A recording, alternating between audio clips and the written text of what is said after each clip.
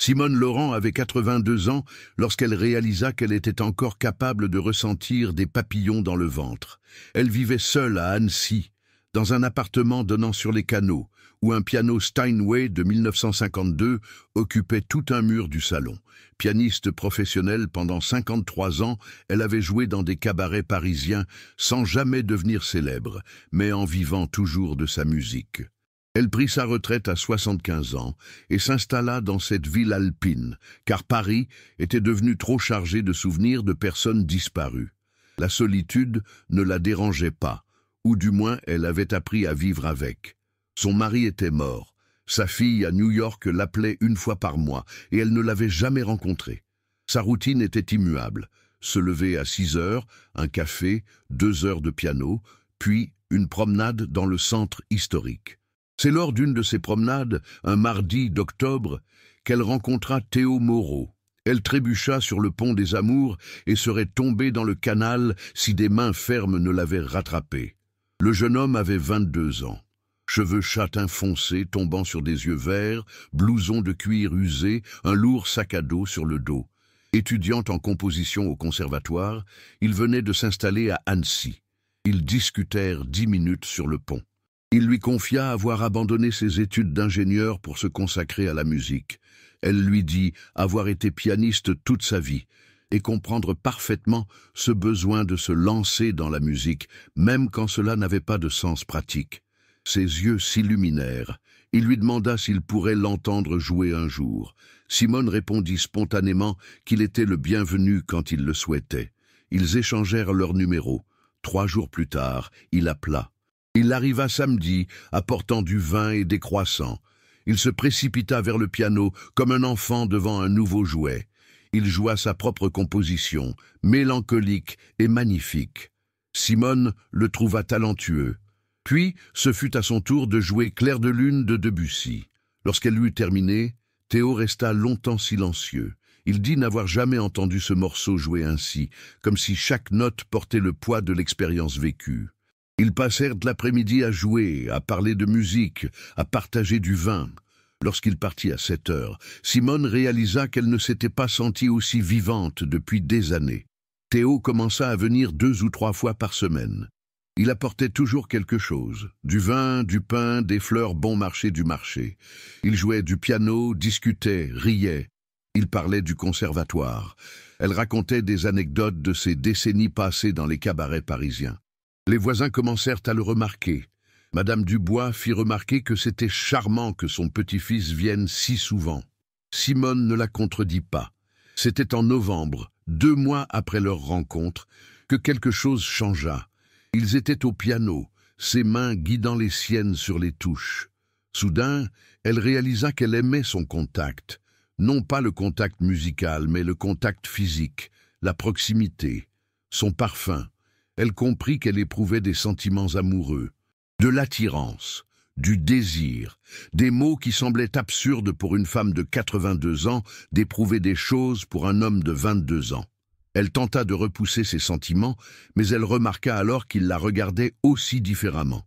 Des regards qui s'éternisaient, une main posée sur son épaule à son passage, une tension indéfinissable.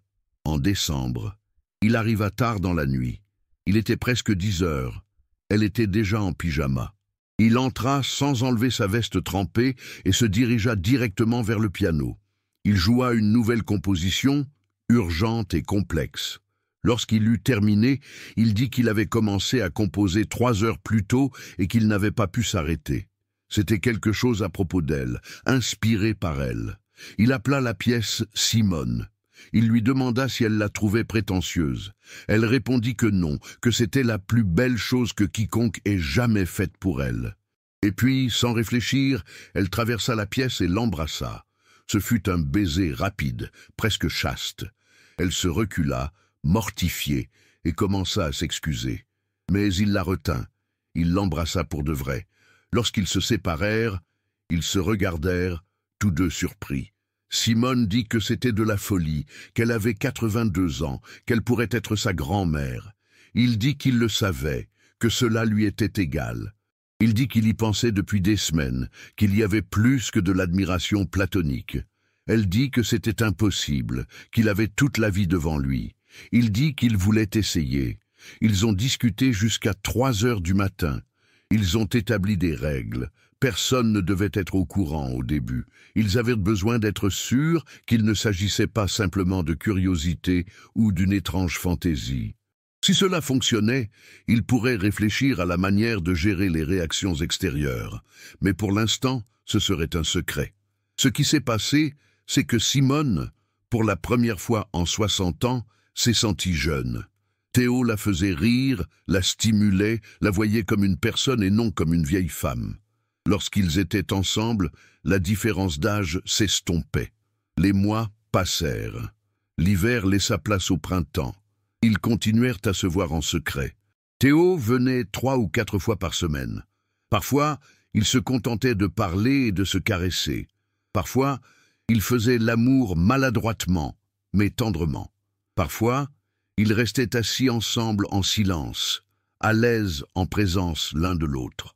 Mais dans les petites villes, les secrets sont difficiles à garder. Les gens commencèrent à s'en apercevoir. Les commérages se répandirent. C'est Madame Laurent, la voisine du dessous, qui les confronta directement. Elle apparut à la porte, furieuse. Elle dit que ce que faisait Simone était mal. Ce garçon était encore un enfant. Elle profitait de lui. Elle devrait avoir honte. Simone claqua la porte au nez de la femme sans répondre. Mais ces mots l'ont marquée. Elle a commencé à se poser des questions. Profitait-elle de lui? Était-elle égoïste de le maintenir prisonnier d'une relation sans avenir? Ce soir-là, elle a confronté Théo. Elle lui a dit que peut-être la voisine avait raison, qu'il devrait être avec quelqu'un avec qui il pourrait construire une vraie vie, un avenir. Théo était furieux. Il a rétorqué qu'elle n'avait pas à décider de ce qui était bon pour lui. Ce lien authentique était rare et précieux, quel que soit l'âge. Simone a répliqué que ce n'était pas une question d'opinion. C'était une question de réalité. Elle allait bientôt mourir. Et lui, il resterait jeune, avec les souvenirs d'une relation étrange. Théo a affirmé préférer des années avec elle à une vie entière avec n'importe qui d'autre. La dispute s'envenima. Il sortit en claquant la porte. Il ne revint pas pendant 3 semaines. Ces 3 semaines furent les plus longues de la vie de Simone. L'appartement semblait désert sans lui. Le piano était muet. Elle ne pouvait plus jouer. Elle réalisa trop tard qu'elle était tombée éperdument amoureuse, d'un amour véritable, profond, de celui qui fait mal. Ce fut Théo qui revint le premier. Il paraissait épuisé. Il dit avoir essayé de s'éloigner, mais en vain. Il s'excusa d'avoir crié, mais maintint ses propos. Elle ne pouvait pas décider seule qu'une relation n'en valait pas la peine. Ils devaient décider ensemble. Elle a dit avoir peur de le blesser, de lui laisser un traumatisme qu'il traînerait toute sa vie. Il a répondu que le risque en valait la peine. Il lui a demandé si elle était prête à vivre leur relation au grand jour, a déclaré publiquement qu'elle était authentique. Simone a regardé ce jeune homme sincère et a pris sa décision. Elle a dit oui, parce qu'il avait raison. Les véritables liens étaient rares. Et elle avait 82 ans, mais elle était encore bien vivante. Ils ont commencé à apparaître ensemble en public. D'abord, main dans la main. Puis, des dîners au restaurant. Théo la présentait comme sa petite amie. Les réactions étaient mitigées. Certains étaient choqués, d'autres curieux, quelques-uns bienveillants. Les parents de Théo ont mal réagi. Sa mère a pleuré, son père a traité Simone de profiteuse.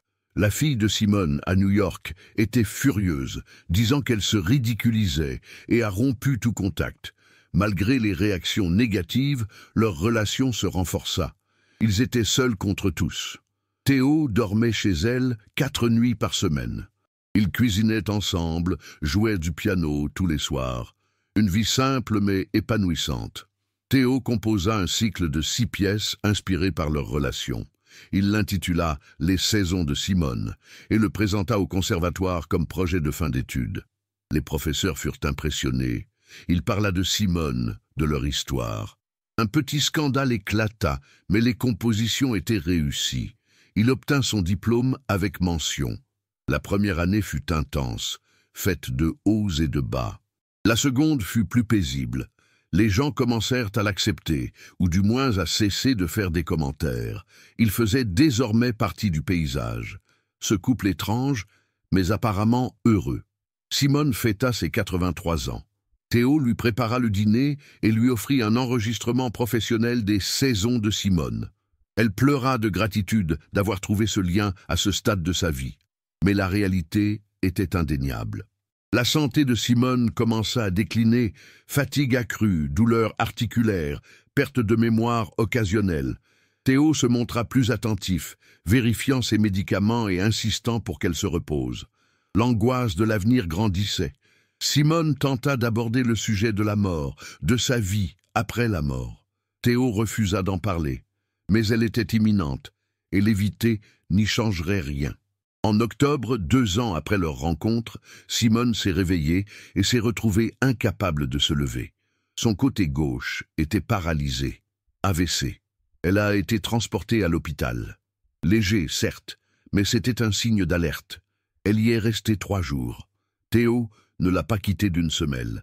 À sa sortie, il s'est installé définitivement chez elle. Il a pris en charge son rôle d'aidant sans qu'on le lui demande. Les mois suivants furent une période d'adaptation. Une nouvelle dynamique s'installa entre eux. Ils continuaient à jouer du piano, même si elle devait s'arrêter plus tôt. Ils discutaient pendant des heures.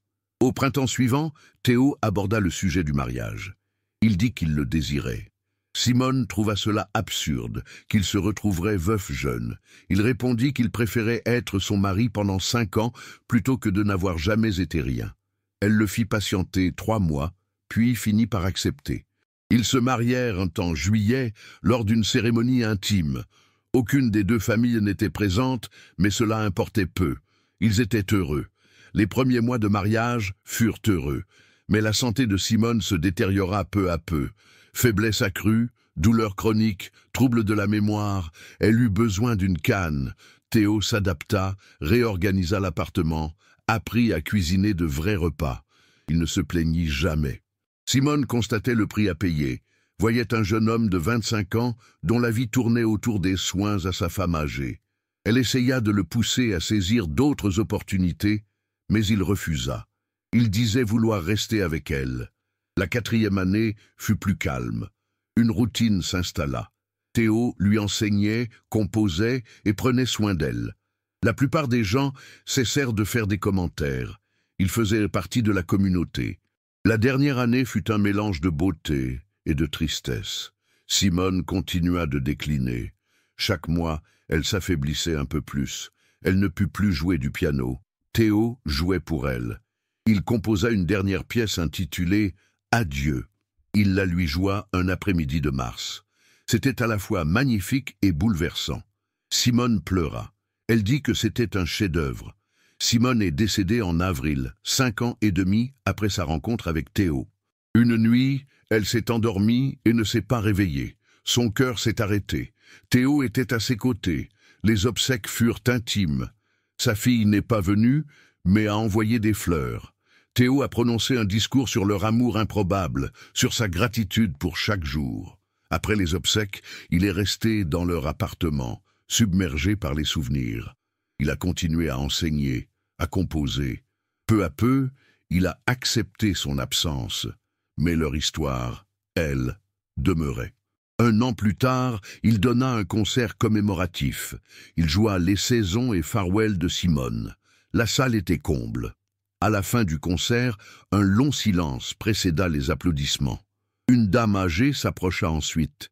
Elle confia qu'elle les avait d'abord jugés, mais qu'en voyant leur dévouement au fil du temps, elle avait changé d'avis, que ce qu'ils vivaient était le véritable amour. Théo comprit alors que l'amour ne se mesure pas en années, mais en profondeur. Que 5 années intenses valaient plus que des décennies d'indifférence.